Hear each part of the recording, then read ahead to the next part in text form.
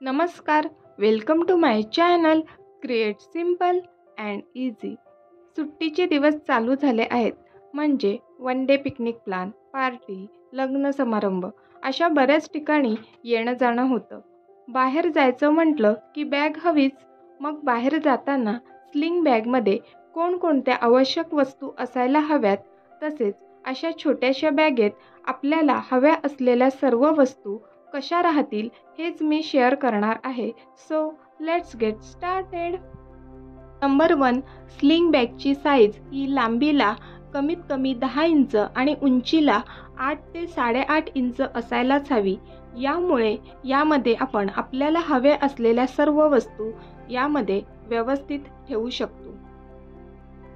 जर तुम्ही दिवसभर बाहेर असाल तर अशा प्रकारची स्लिंग बॅग अजिबात कॅरी करू नका, कारण यामध्ये फक्त मोबाईलच राहू शकतो।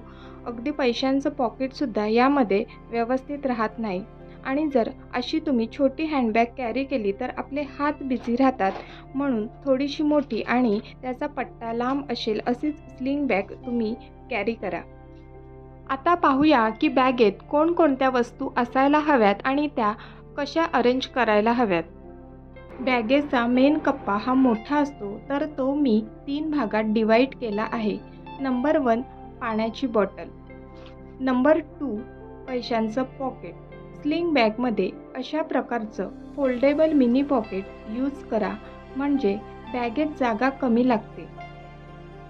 हे पॉकेट छोटे असले तरी यामध्ये नोटा, कार्ड आणि कॉईन ठेवण्यासाठी व्यवस्थित जागा असते। मार्केटमध्ये यापेक्षाही फ्लॅट आणि छोटे पॉकेट अवेलेबल आहेत, म्हणजे अशा प्रकारचे असे छोटे आणि फोल्डेबल पॉकेट आपण जीन्स घातली तरी त्या जीन्सच्या खिशामध्ये आरामात राहतात।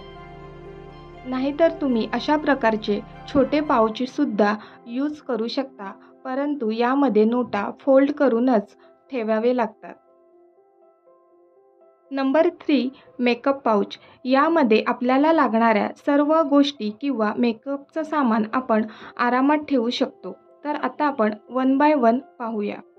आपल्याकडे असा छोटा चौकोनी प्लॅस्टिकचा डबा असायला हवा। यामधून आपण डेलिकेट गोष्टी कॅरी करू शकतो, जसं की मी यामध्ये लिपस्टिक ठेवली आहे आणि अशा प्रकारच्या मिनी लिपस्टिक आपल्याकडे असायला हव्या। मोठ्या आपण कॅरी करू शकत नाही, तर अशा छोट्या वेगवेगळ्या रंगाच्या लिपस्टिक आपण 2-3 आरामात कॅरी करू शकतो। आणि हे एक कानातल्याचा जोडसुद्धा नक्कीच असायला हवा।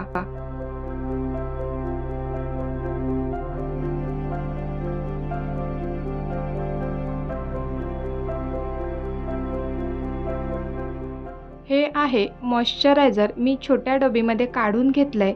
आणि हे आहे फेस वॉश, अगदी ऑप्शनल आहे। आपल्याला जर वाटलं का दिवसभर आपण बाहेर आहोत तर ह्या 2 गोष्टी आपल्या पाऊचमध्ये असायलाच हव्या। आणि ही आहे कॉम्पॅक्ट पावडर। फेस वॉशऐवजी वेट टिश्यू पेपरसुद्धा आपण कॅरी करू शकतो। आपण बाहेर कोणत्या कारणासाठी जातोय, म्हणजे लग्न समारंभासाठी जातोय की पार्टीसाठी किंवा फिरायला जातोय, तर यानुसार आपल्या पाऊचमध्ये गरजेनुसार कमी जास्त गोष्टी असायला हव्यात। जर लग्न समारंभासाठी बाहेर जात असो तर अशा प्रकारचा प्लॅस्टिकचा डबा ज्वेलरीसाठी यूज करा। ज्वेलरीचे डबे खूप मोठे असतात, यामुळे बॅगेत जागा होत नाही, तर ही बेस्ट आयडिया आहे। त्यासोबतच लिप बामसुद्धा डेफिनेटली आपल्या बॅगेत असायलाच हवा। माझ्या आवश्यकतेनुसार मी हा पाऊच अरेंज केलेला आहे, पण तुम्ही तुमच्या आवश्यकतेनुसार पाऊच अरेंज करा। तुम्ही आतापर्यंत व्हिडिओ पाहत असाल म्हणजे तुम्हाला नक्कीच व्हिडिओ आवडला आहे, तर मग पटकन आपल्या चॅनलला सबस्क्राईब करा आणि तुमच्या मैत्रिणींनासुद्धा शेअर करा, म्हणजे त्यांनासुद्धा हा व्हिडिओ उपयोगी ठरेल। आता पुढे वळूया। आतमध्ये जो कप्पा आहे त्यामध्ये मोबाईल ठेवला आहे आणि मोबाईलसोबतच इयरबड ठेवले आहेत। हे इयरबड किंवा इयरफोन अगदी ऑप्शनल आहेत। आपल्याला जर प्रवासात गाणी ऐकायची आवड असेल तर तुम्ही नक्कीच कॅरी करू शकता।